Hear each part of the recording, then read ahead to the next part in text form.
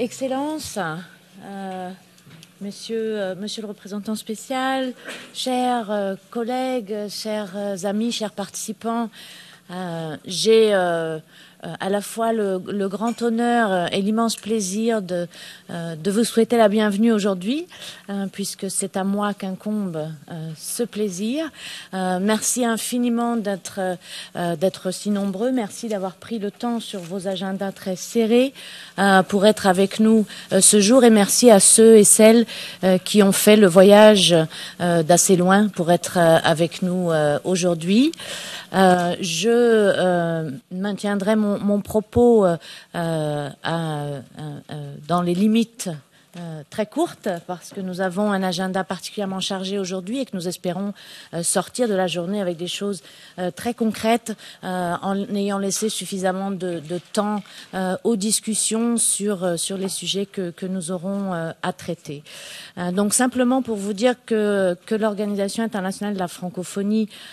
est investie sur le terrain du maintien de la paix depuis plus de 15 ans, à la fois pour renforcer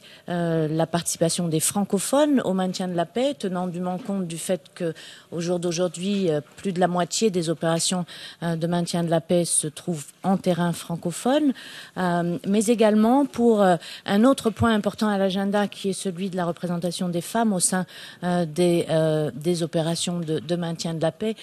Et c'est sans doute là-dessus que je commencerai mon propos, tout en rappelant que le séminaire que nous tenons aujourd'hui est une deuxième, et je dis deuxième pour ne pas dire seconde, car nous espérons bien renouveler cette expérience chaque année, mais la deuxième édition d'un séminaire déjà tenu en partenariat avec l'Observatoire Boutros-Ghali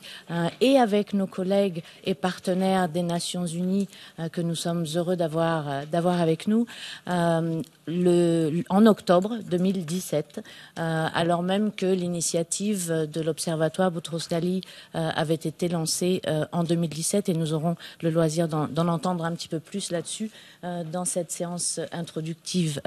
également. Donc une deuxième édition, et celle-ci se voulait et se veut être dans la lignée des discussions importantes qui se tiennent autour de l'initiative du secrétaire général Action pour le maintien de la paix et de la déclaration d'engagement commun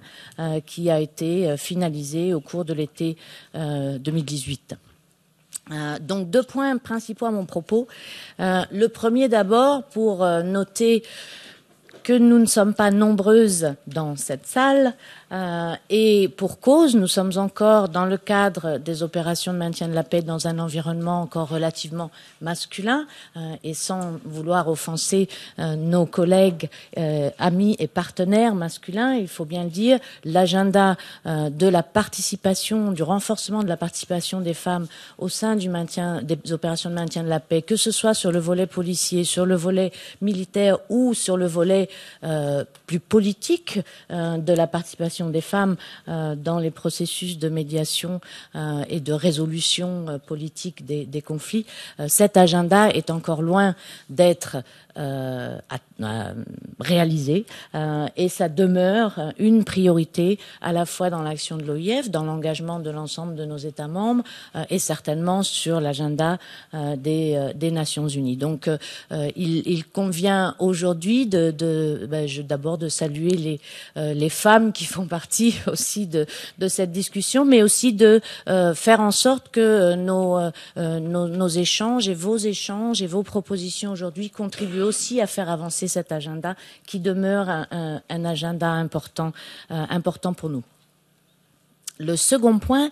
et tenant dûment compte des agendas chargés des panélistes qui nous ont fait l'honneur et le grand plaisir d'être avec nous aujourd'hui, est relatif à nos attentes par rapport à la journée d'aujourd'hui, qui vous ont été exprimés dans le cadre des documents que vous avez reçus pour la préparation de ce séminaire, et que je souhaitais réitérer ici pour clarifier le pourquoi de ce séminaire. Ce séminaire se tient donc à un moment où à peu près 67 des États membres de l'Organisation internationale de la francophonie ont aujourd'hui endossé la déclaration d'engagement commun qui a été finalisée au cours de l'été. L'Organisation internationale de la francophonie elle-même a fait partie des 3 premières organisations à endosser la déclaration d'engagement commun aux côtés donc de l'Union africaine et de l'Union européenne dès la fin de l'été. Et c'est bien dans ce cadre-là que se tient ce séminaire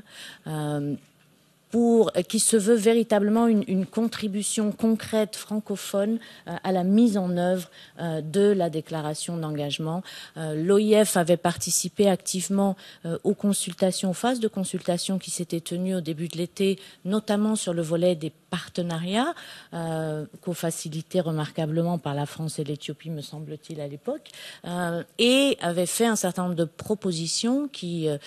avaient d'ailleurs été largement prises en compte par nos amis du secrétariat et nous en sommes très heureux.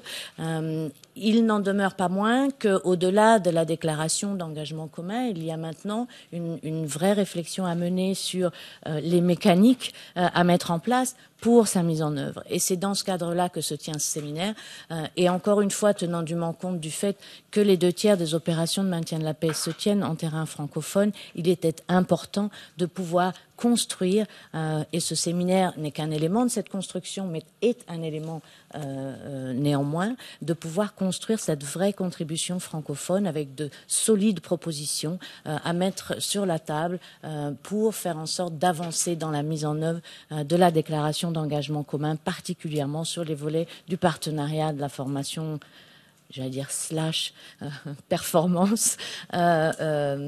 qui est au cœur de la déclaration d'engagement commun. Donc je m'arrêterai là. J'ai été déjà suffisamment longue, mais encore une fois pour vous remercier de prendre le temps, pour remercier nos panélistes qui sont là avec nous aujourd'hui pour avoir aménagé leur agenda pour être avec nous, pour vous rappeler combien nous avons de fortes attentes par rapport aux discussions qui se tiendront aujourd'hui. Nous avons dans cette salle les cerveaux, les praticiens, les stratèges du maintien de la paix à plus d'un titre.